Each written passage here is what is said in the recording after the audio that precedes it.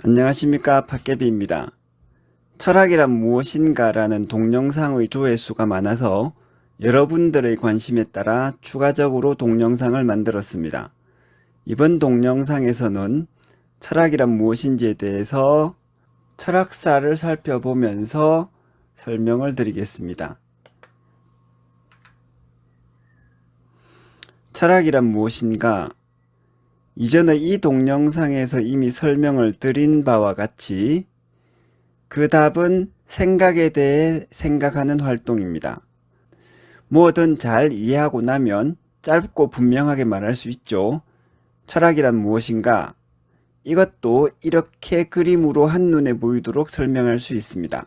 이전의 동영상과 비교해서 이 점에 대해서 새로운 것은 없습니다. 그런데 다시 설명하는 이유는 이게 너무 간단한 설명이라서 마음에 잘 안 와닿기 때문입니다. 그래서 사람들은 철학 공부에서 엉뚱한 데 초점을 맞춥니다. 철학자들의 복잡한 생각을 지식으로서 외우는 거죠. 철학의 핵심인 생각하기를 빼고서 말입니다. 그래서 사람들이 공부하는 그 철학자들의 사상을 살펴보면서 철학이란 것이 무엇인지를 다시 강조하고자 합니다. 먼저 소크라테스의 철학을 살펴보겠습니다. 소크라테스의 철학은 이렇게 요약이 되죠. 상대주의가 아닌 절대주의, 그리고 진리를 탐구하는 대화의 방법, 추상적인 것에 대한 생각, 지적 삼파술과 진지한 태도, 그리고 반성하는 삶을 사는 것, 요것이 핵심이 되겠습니다. 자, 이 내용을 살펴보면 먼저 추상적인 것에 대한 생각을 보죠. 이게 이제 뭐 영화란 무엇인가에 대해서 소피스트들과 이야기를 한다고 하면 소피스트들이 영화란 테넷, 타이타닉 아니면 뭐 터미네이터 이런 것들이 영화야 이렇게 대답을 할 때 소크라테스가 이렇게 항상 묻죠. 그것은 영화 예들이고 자기는 영화 그 자체란 무엇인가에 관심이 있다. 그것을 설명해 줄 수 있느냐? 뭐 이런 식으로 질문을 합니다. 그래서 영화 그 자체 혹은 영화 자리에 다른 건 무엇든지 넣을 수 있습니다. 그래서 정의 그 자체, 사랑 그 자체에 대해서 그것이 무엇인가, 무엇이 무엇인가 이런 것들을 이제 소크라테스가 끊임없이 물어요. 그래서 무엇이 무엇인가 이런 질문이 철학의 대표적인 질문이 되었습니다. 이때부터 이런 소크라테스의 활동, 이게 뭐냐면 그 생각에 대한 생각이죠. 그래서 이 생각에 대해서 왜 생각하느냐 하면 반성하는 삶을 살기 위해서 그런 겁니다. 내가 무엇을 하는지, 내가 생각하는 것이 진짜 옳은 생각인지 이런 것들에 대해서 다시 생각해 보는 거예요. 이 반성이란 말은 다시 생각하는 거죠. 다시 생각. 이 다시 생각이 무엇에 대해 생각하냐면 자기에 대해서. 그래서 이것을 그림으로 그리면 이렇게 되는 것입니다. 내 생각에 대해서 일상적인 생각이죠. 이게 삶입니다. 삶. 요것에 대해서 다시 생각하는 거예요. 요게 철학이죠. 철학. 그래서 여기에서 이 반성하는 삶을 사는 것이 이제 생각에 대해 생각하는 것이고, 이것이 진지한 태도를 필요로 합니다. 실제로 다른 사람들과 같이 진지한 이야기를, 학술적인 문제 혹은 중요한 문제에 대해서 이야기하다가 철학적인 수준으로 깊이 논의를 하게 되면 사람들은 어려워서, 어렵다고 아니면 복잡하다고 이 생각을 그만해버려요. 이런 식으로 하면 진지한 태도가 없는 것이고, 이렇게 되면 원래 하려고 하던 것을 못합니다. 그 원래 하려고 하던 것이 뭐냐면 대화를 통해서 그 사람과 내가 같이 스스로 선택했던 것, 삶의 어떤 것에 대해서 생각하기 시작하는 것, 그 생각하는 것을 못하게 되는 거죠. 그거는 뭡니까?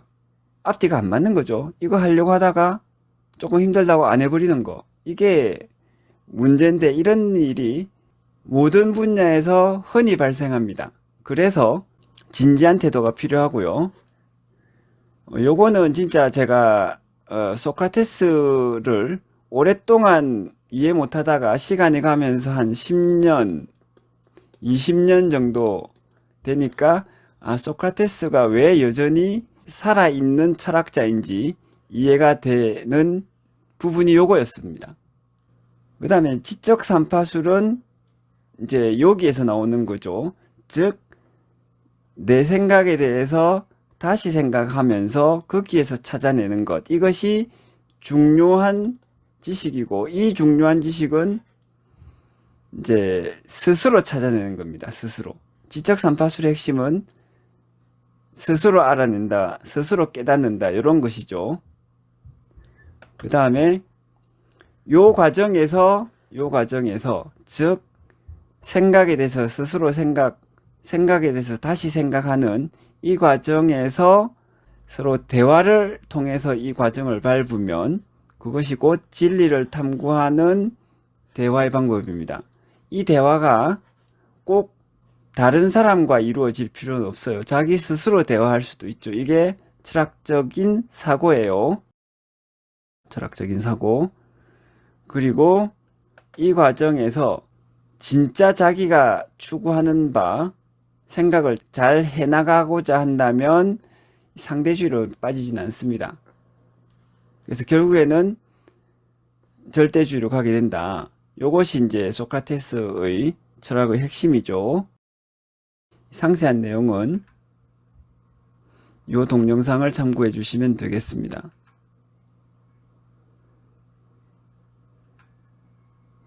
자, 다음으로 플라톤 철학을 한번 살펴보겠습니다. 플라톤과 이데아론.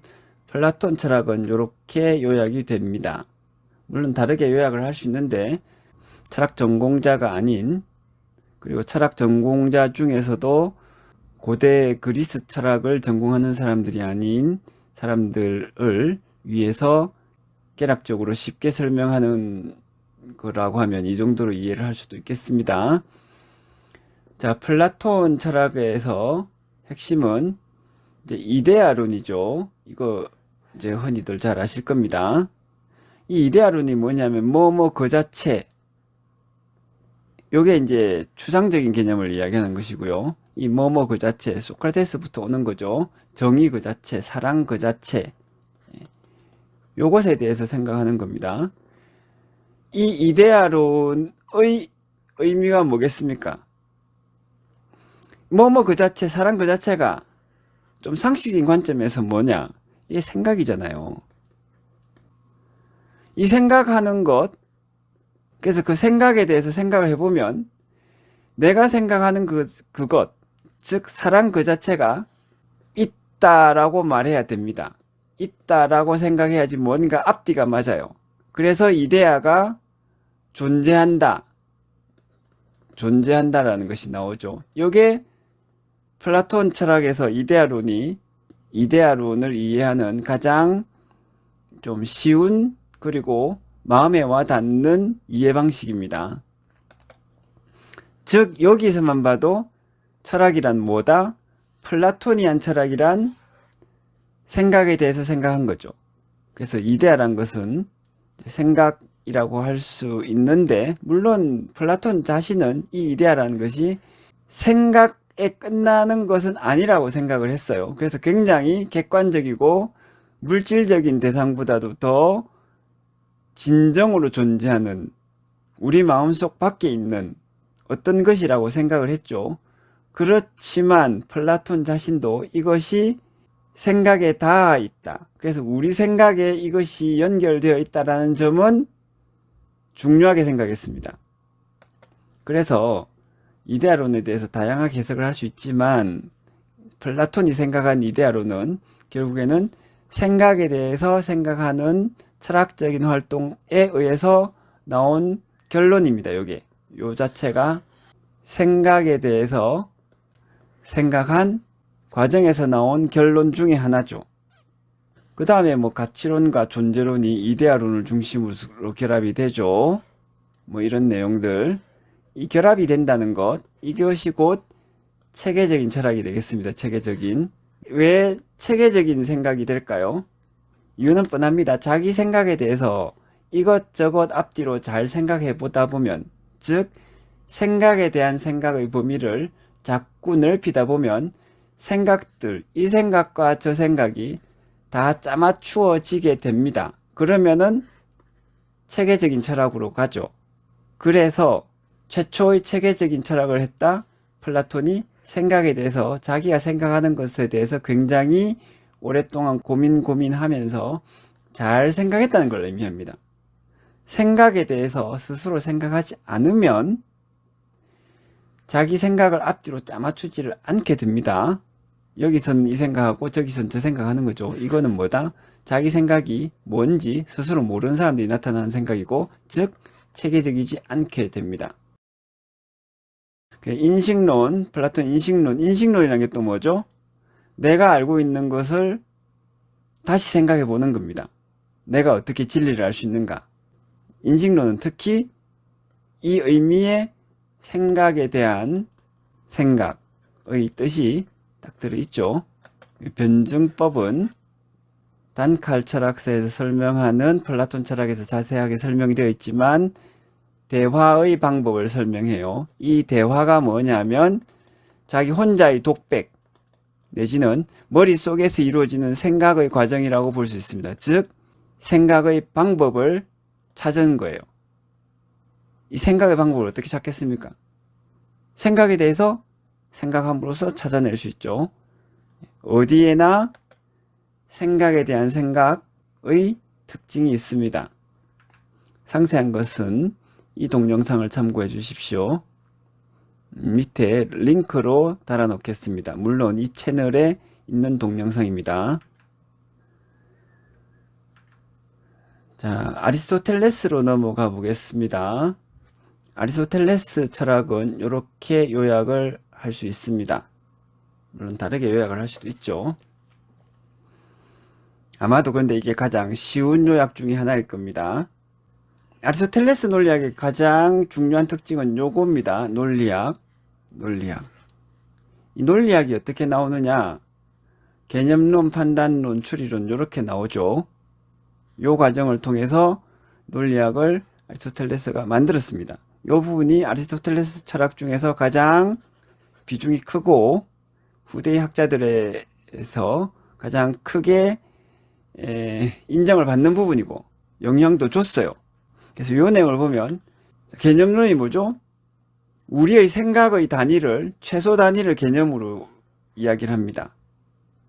그 다음에 판단론은 이 개념들이 연결되어서 하나의 판단이 이루어진다. 그래서 이 판단에서부터 이제 맞고 틀리고가 있어요. 이 개념에서는 의미 있는 개념, 의미 없는, 말도 안 되는, 문지, 의미가 하나도 없는 개념, 요런 이제 차이가 있겠습니다. 이 판단들이 이어져서 연결되어서 추리가 됩니다. 추리는 이제 이 판단들에서 전제에서 결론이 나온다. 그래서 타당하냐, 타당하지 않느냐, 이런 특징으로 갈립니다. 자, 이 내용을 다시 잘 생각해 봅시다. 이게 뭐에 대한 내용이죠? 네. 우리 머릿속에서 이루어지는 생각. 그 중에서 그냥 몽상이 아닌 진지한 주제에 대해서 맞고 틀리고를 따질 수 있는 생각. 그 생각에 대해서 이야기를 한 겁니다. 우리가 어떤 식으로 생각하는 것이 올바른지에 대해서 지금 생각한 것이 논리학이에요. 즉 아리스토텔레스의 논리학과 인식론, 네, 이거 다 뭉쳐져 있는데 이거 전부 다 생각에 대해서 생각을 해서 올바르게 생각하는 방법, 요거를 연구한 거죠. 그래서 생각에 대해서 생각하는 것이 철학이다. 요거 아리스토텔레스의 논리학과 철학이 직접적으로 역시 잘 보여줍니다.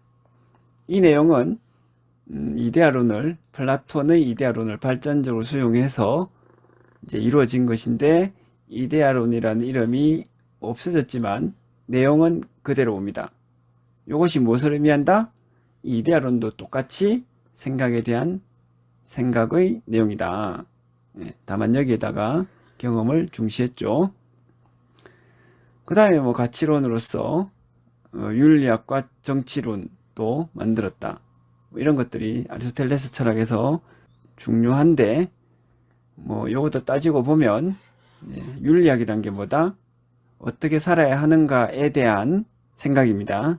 어떻게 살아야 하는가 라는 질문은 그 속성이 자기의 마음에 대한, 무엇을 어떻게 해야 되는지에 대한 결국 일종의 생각이죠. 정치도 좀 마찬가지고, 이런 것들이 다 철학이고, 그 철학은 무엇이다? 생각에 대해서 생각하는 과정입니다. 그래서 아리스토텔레스 철학에 대한 요약은 요 동영상을 참고로 해 주십시오. 다음으로 넘어가서 데카르트 철학을 보겠습니다. 데카르트 철학은 이렇게 요약이 되죠. 그래서 나는 생각한다, 고로 나는 존재한다. 유명하죠. 요 내용이 생각하는 나의 존재의 자명성인데, 이게 일종의 답이에요. 답. 이 무엇에 대한 답이다? 새로운 진리의 토대를 찾기 위한 질문에 대한 답입니다. 이 질문은 의문문을 표현하면 명석판명한 진리의 근원은 어디서 찾을 수 있겠는가 요구예요.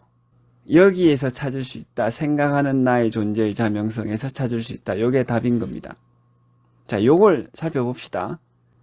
이런 생각이 있는데, 여러 가지 생각이 있는데, 어떤 생각은 옳고 어떤 것은 그러더라. 진리가 있는 거죠. 진리, 거짓.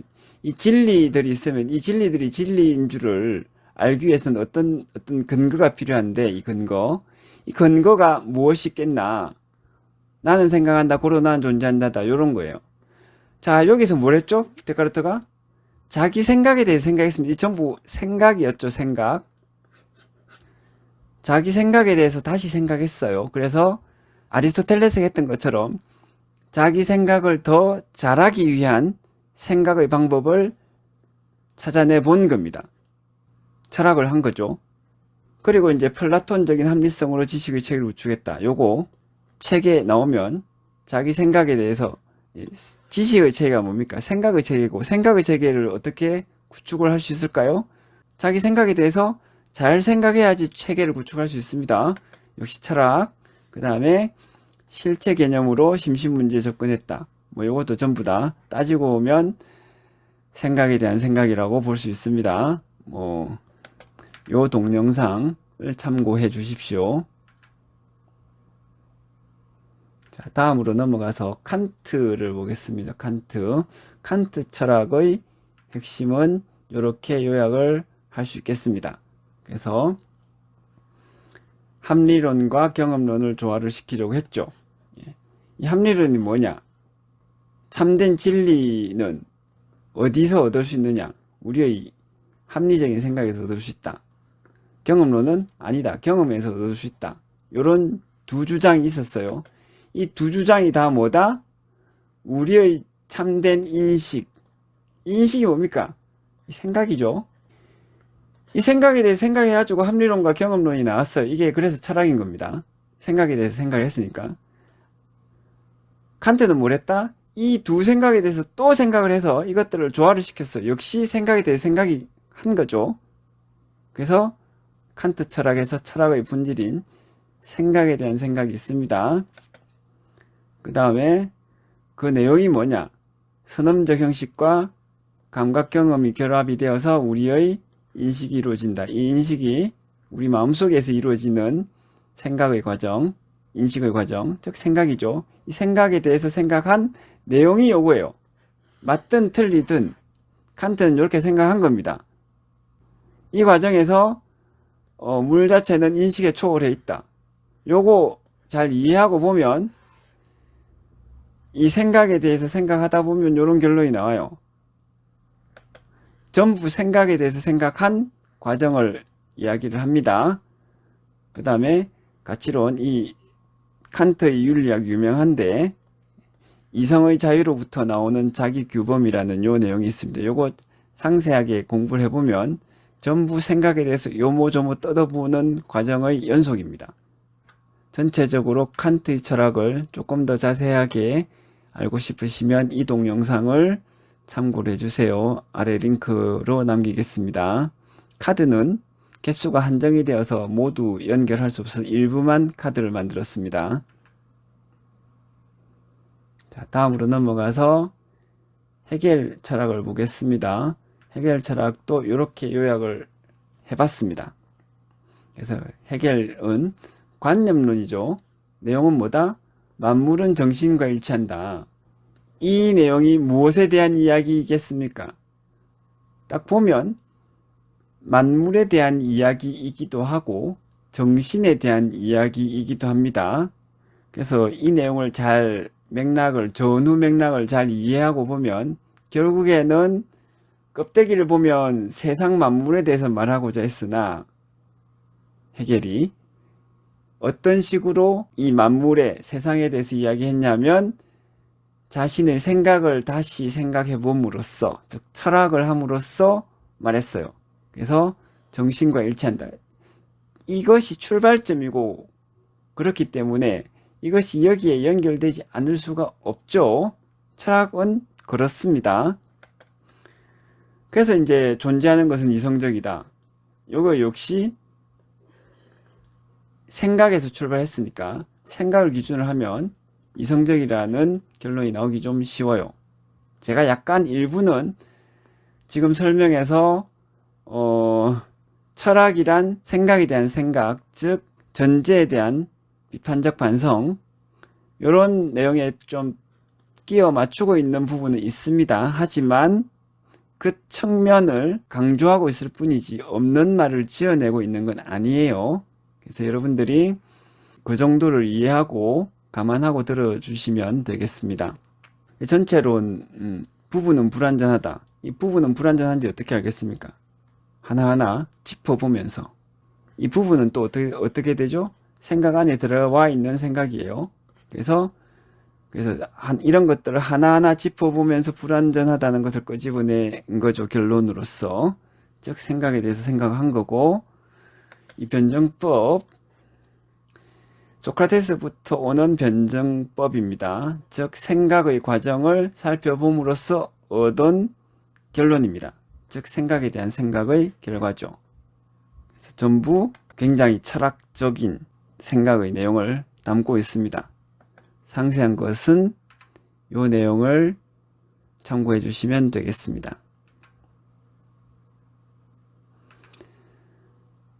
자, 그 밖에도 다른 철학자들이 많습니다만 똑같아요. 자세하게 들여다보면 스스로 전부 자기 생각들 혹은 남의 생각들을 상세하게 검토를 해서 비판적으로 반성을 합니다. 그게 철학입니다. 이 점을 이제 유의해 주시고, 혹시 이상의 내용을 상세하게 책으로 읽고 싶으시면 영화로 읽는 서양 철학사를 권합니다. 개정판도 나왔습니다. 압축된 내용은 이 채널의 재생 목록인 서양 철학사, 단칼 철학사에서도 볼 수 있습니다. 이상의 내용이 도움이 되셨다면 좋아요와 구독 그리고 알림 설정을 부탁드립니다. 감사합니다.